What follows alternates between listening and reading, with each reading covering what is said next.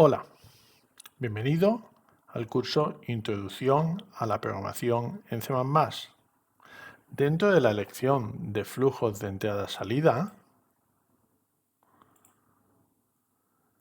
en este vídeo vamos a hablar de la entrada-salida definida por el usuario.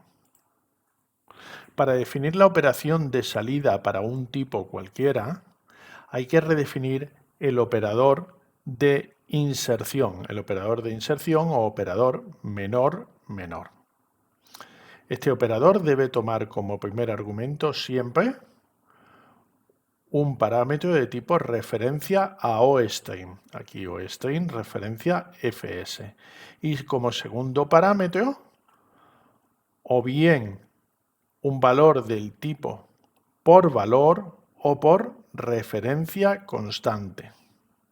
También recordad que en cualquiera de los dos casos la función debe devolver una referencia al mismo flujo que recibió como primer parámetro. Una cosa importante es que definimos el operador con el primer parámetro de tipo referencia a OStream y eso hace que el mismo operador menor-menor sirva tanto cuando se le pasa un valor de tipo OStream o cuando se le pasa un valor más particular de tipo OFStream, fichero de salida. Para definir la operación de entrada, el primer parámetro será de tipo iString, referencia a iString, y el segundo parámetro será un parámetro por referencia del tipo.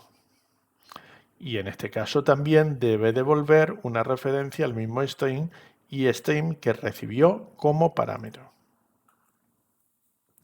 Por ejemplo, aquí tenemos los operadores para escribir por la salida o leer de la entrada un valor del tipo MESID, que es el enumerado que hemos utilizado en lecciones anteriores.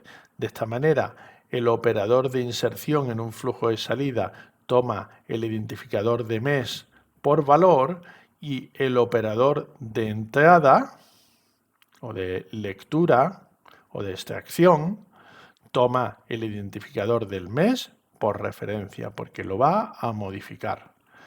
Para implementar esto, lo que hemos hecho es en el archivo mes.cpp hemos definido unas tablas de cadenas con los nombres de los meses, tanto en versión larga como en versión corta. A continuación, podemos escribir el operador de inserción en un flujo de salida simplemente mediante la operación OS menor que nombres de meses y el índice, el número de mes correspondiente. Fijaos además que lo que hacemos no es solo la operación, sino devolvemos el resultado de la operación con lo que se está devolviendo el mismo flujo que se ha recibido. La operación de entrada es un poco más complicada porque hay que tener en cuenta los posibles errores. De esta manera definimos una cadena que va a ser el nombre y un carácter. Y lo primero que se va a hacer es leer el carácter. Si el carácter es alfanumérico, es una letra, entonces lo que vamos a hacer es nombre.pushbackDC. Y si no, lo que vamos a hacer es deshacer la lectura.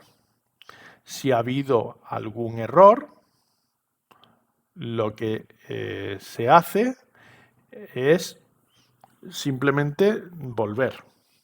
Tened en cuenta que con esto lo que estamos haciendo en este primer bucle es ir leyendo en el nombre, en la cadena nombre, carácter a carácter, de manera que vamos a tener una cadena alfabética en la que todos los elementos de la cadena son letras en el nombre. Posteriormente vamos a recorrer la tabla de nombres, las tablas de nombres, y vamos a comparar si el nombre leído se corresponde con alguno de ellos. Y en ese caso se devolverá, se modificará M al mes correspondiente y se devuelve el flujo.